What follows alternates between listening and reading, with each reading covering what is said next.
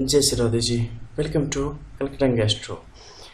आपके गुरु पर्वत का त्रिशूल यानी कि सौभाग्य वृद्धि का स्पष्ट प्रमाण। जब भी किसी व्यक्ति के हथेली में इस क्षेत्र पर खासकर आध्यात्मिक जो रेखा है उसकी तरफ मुख करा हुआ अगर त्रिशूल की स्थिति आपके हथेली में पाई जाती है तो ये आपके लिए अत्यंत सौभाग्य की बात होती है।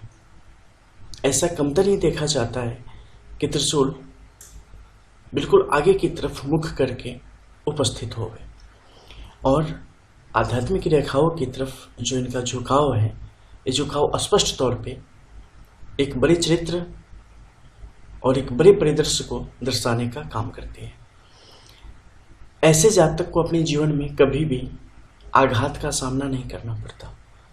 ऐसे जातक को अपने जीवन में कभी भी बड़ी स्वास्थ्य समस्याओं का, हेल्थ इश्यूज का सामना नहीं करना पड़ता। ऐसे जातक को अपने जीवन में कभी भी बड़ी आर्थिक चुनौतियों का सामना नहीं करना पड़ता। ऐसे जातक को कभी भी अकाल योग ग्रसित नहीं करते। ऐसे जातक को कभी भी विष योग ग्रसित नहीं करते।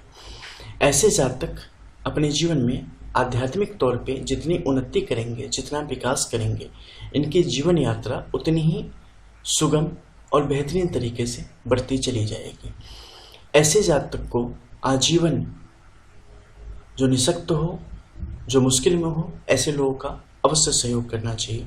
ये जितना करेंगे ये अपने जीवन में उतनी ही शांति और प्रसन्नता को प्राप्त होते चले जाएंगे।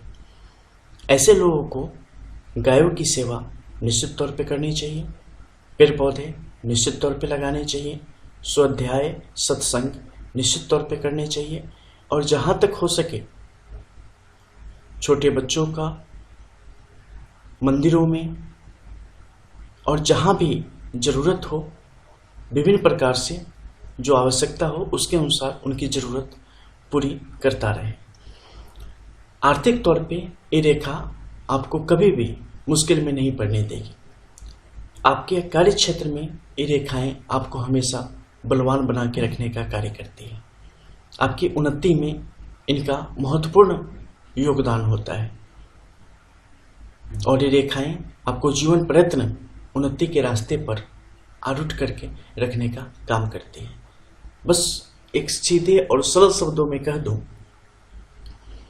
तो ऐसी रेखाएं किस्मत वालों को प्राप्त होती हैं और ऐसे लोगों को भूल के भी कभी भी किसी भी प्रकार से कोई भी मनसा वाचा कर्मणा गलत कार्य नहीं करना चाहिए, गलत चीज़ें नहीं सोचनी चाहिए, गलत चीज़ों में नहीं पड़ना चाहिए, अन्यथा विनाश बहुत नज़दीक होता है।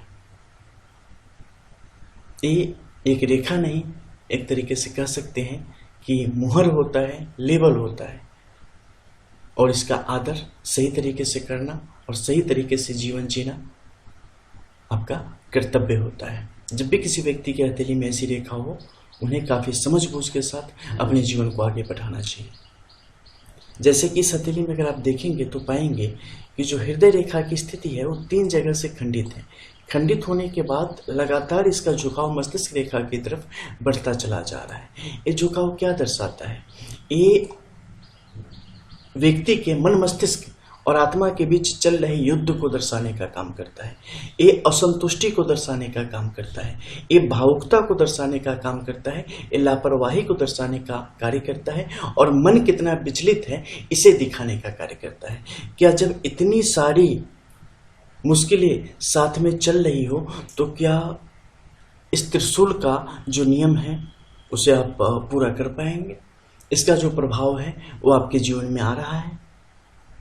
और अगर नहीं आ रहा है तो इसका रीज़न क्या है? क्या इस पर गौर कर पाएंगे?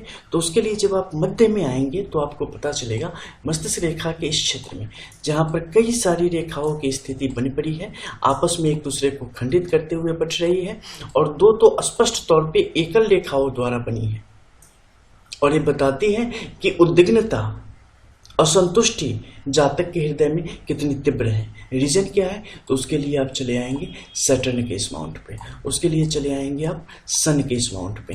यहाँ की कंडीशंस आपको बताएगी कि इसका कारण क्या है, उद्विग्नता का कारण क्या है, ये चीज़ें किस प्रकार से जातक के ऊपर प्रभावी हैं। तो यहाँ पर आपको पता चलेगा कि ये किस प्रकार से यहाँ पर ग्रहण योग की स्थिति बन पड़ी है। कब बनता है?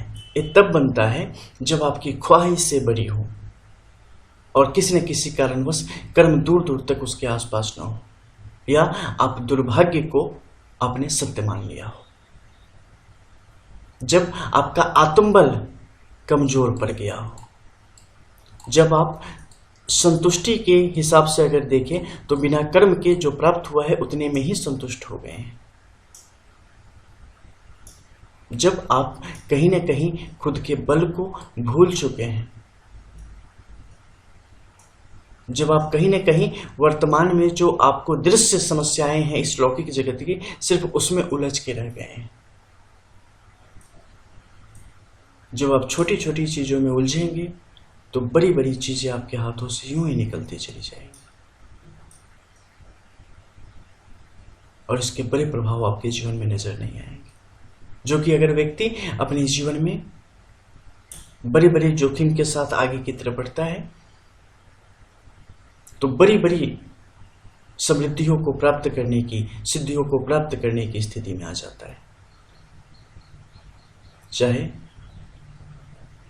किसी तांत्रिक के तौर पे हो या बड़े उद्योगपति के तौर पे हो, आप जहां भी होंगे एक्सट्रीम सर्वोच्च स्थिति में होंगे।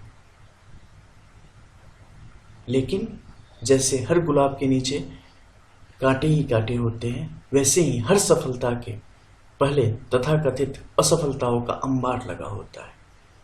वो असफलता क्या है? अज्ञानता है। जैसे जैसे आप अज्ञानताओं को खत्म करते चले जाएंगे, ज्ञान प्राप्त होता चला जाएगा। सफलता उसी का तो नाम है। मंजिल जैसी कोई चीज नहीं होती, बस रास्ते होते हैं। अगर आप चल रहे हो सफल हो, रुक गए असफल हो गए। नदी चलती है, हमेशा से है, हमेशा रहेगी। तालाब एक जगह रुक गया, खत्म हो जाएगा। परसों कोई मिट्टी डाल के उस पर मल्टी स्टोरी बिल्डिंग बना देगा, आपका अस्तित्व ही खत्म। रुको मत, चलते रहो और जो मिला है उससे इतना चमका दो कि उससे चौंधिया जाए जो आपकी इनेमी सिंबल्स हैं, जो आपके आत्मबल को कमजोर करने वाला है, जो आपका इरिटेशन है, जो आपका डर है, जो आपकी बुरी चीजें हैं। मिलते हैं फिर। जय श्री राधे।